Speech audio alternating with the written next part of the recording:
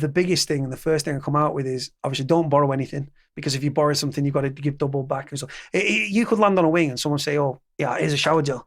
You're straight away in that person's pocket, and you don't want to be in anyone's fucking pocket, especially not in prison. So I would say don't borrow anything.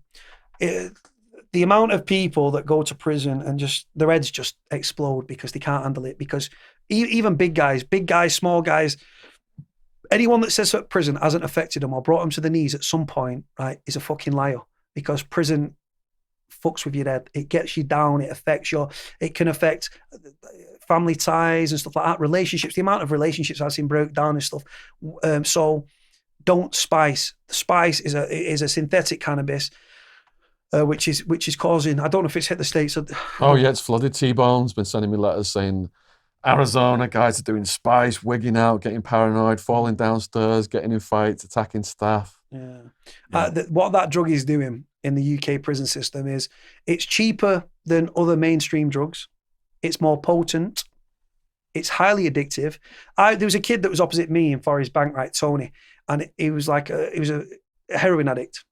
And he's come to the pad and that. And I walked to his pad and I'm seeing it. I walked in his cell. He's got some tinfoil and he's playing Chase the Dragon and stuff, taking heroin. And I said, "What are you doing, man?" And then a few weeks later, and I said, he's spiced out of his, like spiced, we call it a spice head. He was under the influence of spice. I said, "Tom, what are you doing, man?" I did, not whilst he was under the influence. I saw him the next day. I said, what's going on? He said, "I tried the spice to wean myself off the heroin. I'm now addicted to spice." But it's you're getting less drug for your money but it's more potent. And it doesn't show up in the P test. No, it does now. Oh, does it? Do you know what? That is a misconception. Yeah. What it was in the January of 2017, I was drugs tested. I was a cleaner, so I was like, you can get drugs tested for many different reasons: mandatory, reasonable suspicion, voluntary drugs testing. And because I was a cleaner, I was in a position of trust. Our red badge, our senior officer, as we called him, like a supervisor, if you will, he just said, he was a Spanish guy, called him Loco, man. He was Souza. He was a crazy guy, Spanish guy. He's like, "Everyone, go to the MDT, all of you guys." So we all went down to MDT and stuff. People are watering up. There's a if you water up and you take loads of water, that you'll flood it out your system and stuff. Some drugs stay in your system for days, some can stay in for longer. Spice, everyone was like, no, it's sweet, like new psychoactive substances. That's what spice is known as. They don't show up. Well, there was a kid that was a cleaner and he only takes spice. Derek, a friend of mine, I met him on the out, and he pissed positive, and it came back as a strain of cannabinoids like ST4321, C4. He'd only smoked spice, right? He got sacked. He got put on basic, he got sent down to the main. Another kid called Danny Clayton, he pissed positive as well. He was on every drug he could get his fucking hand on. He ended up, the screws stitched him, or the screws didn't like him. He stole from one of the other lads. One of the cleaners was selling spice. Give it to a spicer to look after. Surprise, surprise, the drug fucking vanished because he smoked it. The screws didn't like this particular Danny kid. He got sent to A1. Now, A1 was the wing, but it's where all the young offenders were. And put it like this, he ended up on own protection, locked behind his door, get out, he's under a DNU, out for half an hour in the morning, half an hour in the evening. I've seen there's kids setting cell fires, what it does to people, them drugs, just stay away from the drugs, because if you start taking drugs, your body will want more drugs than you can pay for, because it's an expensive fucking habit. Not everyone's got a mountain of money. You can actually put your family in a predicament then as well, where you've got dealers ringing your mum and dad off fucking private numbers. "You better put that money in, I'll stab him now, I'll set him on fire, I'll kill him." And like I say, but if you start to take one hit of the drug, it'll snowball. And then what they're doing is, obviously when you were selling and stuff like that, your body builds up a tolerance to the drug, and you've got to take more to try and chase that high. And that's where you're at risk of overdosing as well. The amount of prisoners that left prison, 325 prisoners in the UK left prison last year in a body bag. 92 of them was self-inflicted.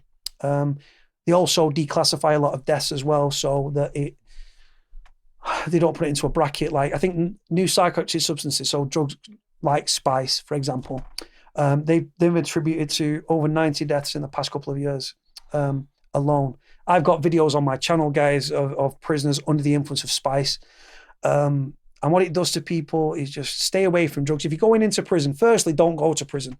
But for those that are going to end up in prison, you can watch all the films and documentaries you want. Until you land on that wing, no amount of TV or films or Shawshank Redemption or any sort of that shit, even though Shawshank was obviously in America, is not going to prepare you for what prison is. But listening to obviously Shaun's podcast and Shaun's guests and stuff, you'll see that, yeah. So you've got videos on your channel of people under the influence of spice, prisoners. Yeah, prisoners. Acting crazy. Yeah, throwing up. There was a kid and he's throwing up pink vial. And one of the prisoners actually, like a lot of prisoners just stand there and they'll video it and stuff and put it on social media. I never really understand prisoners that film criminal acts, because obviously it's illegal to have drugs and take drugs in prison. And it's obviously illegal to have a mobile phone in prison.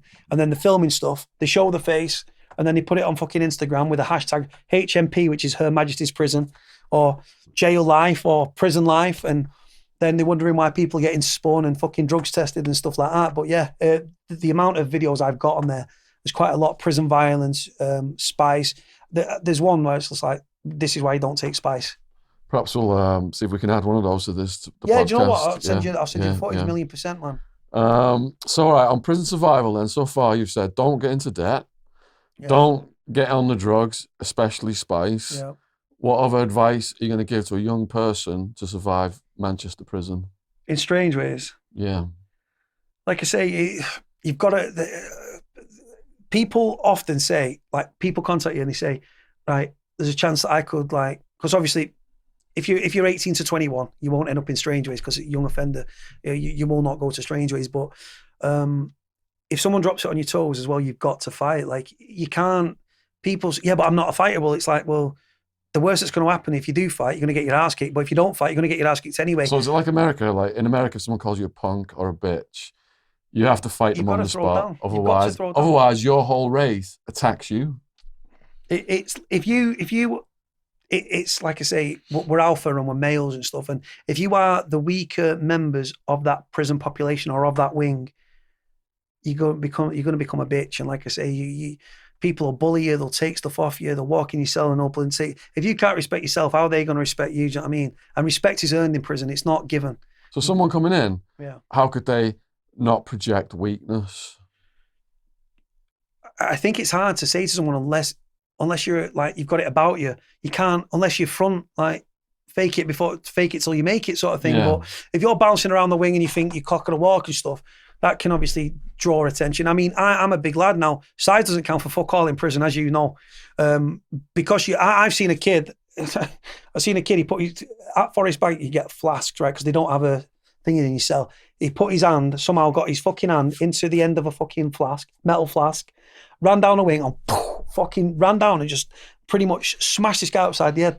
And he was a bigger guy, and I'm looking, thinking, he's seen him. They've obviously got beef, right? But size can actually make you a target as well. But if you land in a prison, right, don't take drugs, fucking don't steal anything. Fuck me, do not steal. Do not steal. Do not fucking grass. Do not grass. Do not, there's a thing called sweet grassing. Say snitching. Sweet snitching. That sweet snitching, people think, what's that? Say you're on the landing and you've got a problem with that lad, right, but your arse is going a bit, and you say, listen, I'll fight you, and you do it so the screws hear you. So they intercept it and shit, yeah. So it's like, what was that? You know what I mean? Sweet, we call it sweet grassing, sweet snitching. But don't grass, don't fucking steal. Stay away from drugs at all fucking costs. What about interacting with the guards? What level of that is allowed?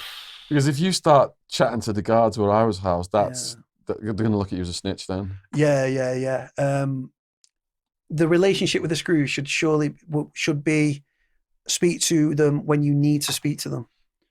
Or boss, can I need to get a razor out of the fucking like store cupboard or something like that. Don't be over friendly with them. But sometimes, if it's obviously different prison officers got different mentalities. Now, there's two types of officers in the UK. You've got HMP or Her Majesty's Prison Service, public sector prison guards. Normally, quite unapproachable, professional. Not all of them. You do get your exceptions, but they swap the personality for a set of keys and some fucking epaulets, right? For the most part. That's in my experience. Mr. Leg at Strange Ways was spot on though, and Miss Coombs. At Forest Bank, private prison, that's a private prison, and the guards are from the estates where you fucking lived. And they're more approachable for the most part. You do get your jobs with cunts, like, that are all about the job. They take the job too serious. But if you're over friendly with a prison officer, there could be two reasons for that. One, you're grassing, or two, because you're actually trying to get them to bring some contraband in, drugs, mobile phones, SIM cards, tobacco. But the thing is, prisoners don't see the interaction. They could be watching thinking, he spends a lot. Prisoners watch everything. They're very, very paranoid as well. We're quite paranoid people anyway because we're criminals. Not everyone's guilty, but we're quite paranoid criminally wise, and we're quite thinking. So if you see someone that's being over friendly, if he's my pad mate and he's down there, I'm thinking, what's he saying? Is he trying to shit me? Like when I was in Strangeways on that first sentence, obviously when you're on remand, you are told, do not discuss your case with fucking anybody. And the reason is because I know it sounds paranoid and crazy, but they plant people to actually extort information, because you let your guard down. If it was a prison officer, you say, yeah, fuck off, or a copper. But when it's a pad mate, you think, oh, well, we're mates. He's lent off me, I've lent off him, we're mates. And you can let your guard down, and then next minute you get fucking shocked. So I wouldn't discuss it with him. And I think that Connell, as much as I got on with him, I genuinely think he was planted, because he said to me, they never keep, I'm normally a single cell prisoner. Single cell means high risk. And then they're padding me up with a kid, and I'm thinking, what the fuck's going on? So, and he kept asking me about my case. So I'm more paranoid then. Even when I was with Dominic, right, and people can troll me all they want with this, me and Dominic wouldn't talk about our charges in his cell or my cell. He was like a high risk prisoner. He was very well known. So we go into the showers. I mean, we weren't wanking each other off as fucking like trolls will say and stuff like that. But like, yeah, we used to, because obviously if let's say there's a bug in the shower, any condensation and stuff's going to get into that bug and it won't work. So yeah, we used to talk in the shower us. But yeah, so don't take drugs, don't snitch, don't grass, don't get too over friendly with the officers, because like I say, prisoners will get paranoid and think you're fucking up to something. Stay away from drugs at all costs, because if you start taking a bit of weed on sick, then it snowballs. They give you more drug, and then next minute there's, I don't know why, but stupid amounts of prisoners that have never touched spice before end up taking it, and it hooks them. It's so fucking fast. And the decline, you'll lose your relationship. You can fuck up your family connections. I've seen families walk away from prisoners. I've seen prisoners' heads fall off, heads fucked, because their family have said, you're on the drugs, it's debt, it's trouble to me door, I'm not having this. And they've walked away, their relationships have broke down, all because of taking I had a few drags on a spliff of spice, and it hooks them. Mental health's a huge problem. I actually do a video on my channel telling people how to get a single cell in prison. Act a bit crazy and stuff, not too crazy, you don't want to get fucking sectioned, but playing the role, because I didn't want to share my space after that. I played the role after that, so I get my own single cell so I could watch what I wanted on TV. There's nothing like a single cell, is it? The best. Fuck, man. I could watch what I wanted to watch. I could do what I wanted. But the thing is, like, the violence and stuff in prison is obviously a big, big thing, as you cover and stuff on your channel. And like I say, it's just, trouble can flare for the most. So when you say about getting a single cell acting crazy, then did you do that? Did you on my second and third? Yeah. I did. How crazy did you act? Right. When I got to, I was wound up. I wanted to kill my solicitor anyway, because my solicitor was like, he's like, look, you're not going to prison. I had tea with a judge 2 weeks ago. She was at my house. I'm thinking, that's great for you. But I always say to him, my barrister's a very good barrister, until he fucks up and end up in prison, and then I fucking hate him. But I say, Bob, you're not paid for your opinions, mate. When it comes to court situations and stuff, I always prepare for the worst situation. And then if the worst happens, I am prepared. I'm not going into court thinking I've got no bag because I'm walking home. I'm going home. I literally pack everything. I prepare everything and stuff. But when I landed at the jail, I was very wound up. And then this was for threatening my sister's ex-boyfriend. He beat her up. Was a bully behind doors, grew beer muscles and all that, thinking he was Popeye. And then he beat my sister up, harassed her for 2 weeks, and then break the windows. My mum told her not to tell me because of what I would have done to him, just like anyone would have done. That's not a big hard man. Anyone would protect the family. My sister's like an alcoholic, bipolar. You know what I mean? She picks dickheads. Anyway, fucking end up at fucking court. She said, you said it's all right. Pre-sentence report. We can work with him, anger management, blah, blah, blah, supervision order, community service. Judge didn't fuck off. Send him to prison. Stupid, but it happened. And then when I've landed at the jail and stuff, and I'm being on intake and stuff, or being processed as we call it in the UK, I'm sat there with a nurse and stuff, right? And I'm pacing up and down. I'm like, as soon as you put me in that cell, I'm gonna fucking shank whoever it is up. I'm gonna watch. Look at size of me, I'm gonna go fucking mad. And I'm sat there and I'm saying, yeah, my mental health. I'm sat in the corner like, don't speak to me. And there's no one even speaking to me. I just, do you know what though? The reason I did it was because like I said, I didn't want to get put in a cell with a grot or a tramp. Do you know what I mean? If you live, there's a lot of kids in prison that live dirty. Like, there's a lot of kids that are very, very, very clean. But I was just like, you know what? I want my own cell. If you get high risk, it's classed as high risk. Like, you could be racially high. So if you, like, there was a kid that I was a cleaner actually on my stretch and stuff, and he was racially high. Let's put it like this: when he had a shower, he had 2 Nazi German stormtroopers on his back. Proper skinhead, you know what I mean? Out and out skinhead, you know what I mean? Hated everyone and everyone. He even ate us, and we was white, so I don't know what his issue was. But he got done on terrorism charges actually recently, and he was in a HMP Ewell, Irish Republicanism. Got caught with like manuals for terrorism and stuff, and component parts could be used in the like making of things. But yeah, I acted crazy. I just acted crazy. I was just literally pacing up and down and stuff, and I'm like, grabbing my head. I'm saying, "Fucking don't speak to me." Yeah, just hurt him, just kick off, just fucking stab him all. And then they put me forward to the doctor, and then when they put me on the wing, and I said, "They get high risk," and she said, "Yeah," I thought, "I'll have that." So they got me up onto the wing, high risk. I said, and then he tried to put me in my pad, and I said, "I'm not locking up until I've got a fucking TV." I said, "I'm not on basic." I said, "Give me a TV," and I said, "Lock up." But like I say, prison is, unless you've been in prison and stuff, like people thinking like not losing your liberty, it's like they can't relate to it. If they've never lost your liberty, people can't relate to it. Prisoners' families can, because if you support somebody in prison, you're actually strapped in front seat and you're on that roller coaster that is off the scale and stuff. And like I say, the thing is though, the violence, the depression, I personally believe that mental health, if you haven't already got mental health issues, and a lot of prisoners have, diagnosed or undiagnosed, it actually starts because we're social people, social creatures, and being locked up for sustained amounts of time. Yeah. And like I say, I've on my last stretch there, the kid, Darren Rawlinson, God bless his soul, he died of a drug overdose on a drug-free wing, which tells you everything you need to know about the UK prison system. There's more drugs on a drug-free wing, and it's like shooting fish in a barrel if you're a dealer. If you go onto the thing and say, "Oh yeah, I was an alcoholic and stuff," get onto that detox wing, you can, and you've got a load of fucking in your anal cavity or the prison pocket. I don't know if that's prison wallet, prison pocket. Keistering, we call it in Arizona. What's keister? Keister Ring. No, just keistering is like the verb. To keister is to store it in your ass. All right, or prison pocket, prison wallet, UK, US translation there. But yeah, and he died of a drug overdose on a drug-free wing. There was another kid, Jordan Hyam, young lad, 20-year-old, at Forest Bank, took spice for the first time, in on a short sentence. Guy died, was brought back to life. His mum and dad put a thing in a local paper. Kid's got tubes hanging out of him left, right, and centre. The kid's mentally handicapped now. Tried the drug, man. This is the thing.